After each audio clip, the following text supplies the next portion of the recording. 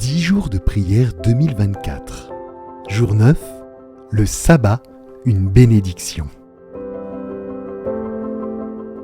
Si tu te gardes de piétiner le sabbat, de t'occuper de tes propres affaires en mon jour sacré, si tu appelles délice le sabbat, glorieux le jour saint du Seigneur, si tu le glorifies en ne suivant pas tes propres voies, en ne vaquant pas à tes propres affaires ni à des discours, alors tu feras du Seigneur tes délices.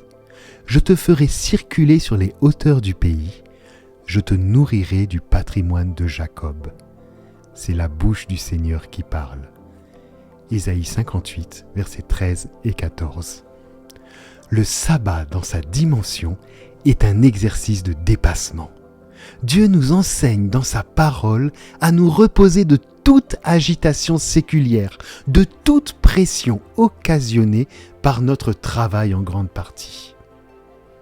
L'observation de ce jour est un acte d'amour, placé au-dessus de mes impératifs quotidiens, une preuve de ma loyauté envers Dieu.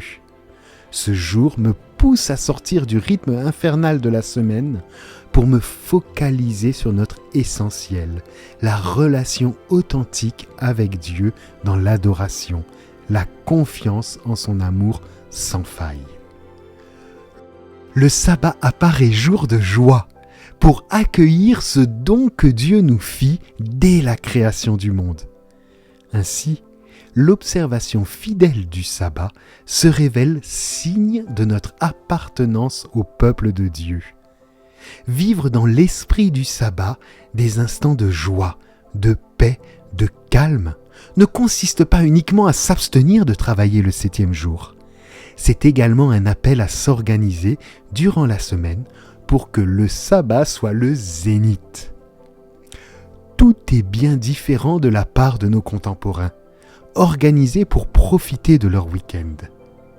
En cela, le sabbat nous préserve de ne penser qu'à soi.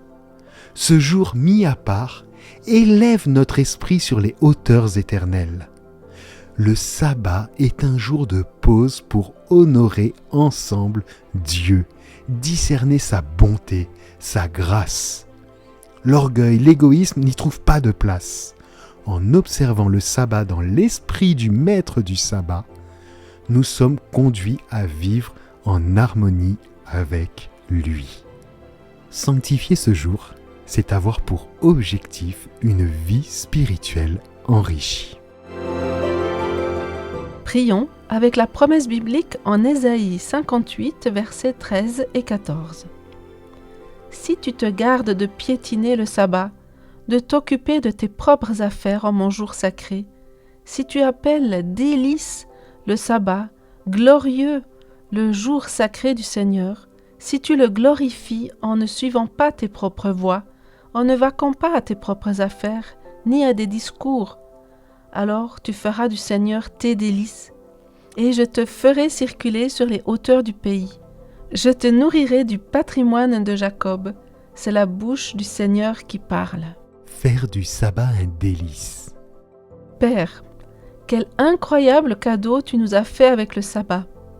Merci de ne pas nous destiner à une vie d'activité 24 heures sur 24, 7 jours sur 7, mais de nous avoir créés pour faire l'expérience de la communion, du shalom et de la paix avec toi d'une manière particulière chaque 7e jour. Dieu, trop souvent, nous avons fait du sabbat le jour le plus chargé de la semaine et nous avons perdu de vue son but. Pardonne-nous, s'il te plaît. Apprends-nous à sanctifier le sabbat et à en faire un plaisir pour tous ceux qui se trouvent dans notre sphère d'influence. Joindre la parole à l'action. Jésus, nous te rendons honneur et gloire, car tu es saint et digne. Merci de ce que le sabbat soit un jour où nous sommes libres de nous concentrer sur toi, sur ta parole, sur ta création et sur la bénédiction que nous pouvons apporter aux autres.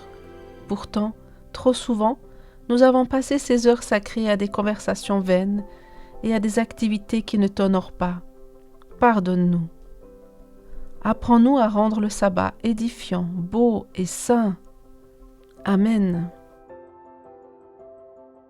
Voici les 6 thèmes de prière que nous reprendrons chaque jour.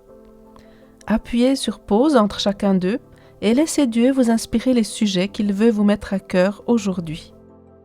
Reconnaissance et louange. Remerciez Dieu pour ses bénédictions spécifiques et louez-le pour sa bonté. Confession. Durant quelques minutes, confessez-vous en privé et remerciez Dieu pour son pardon.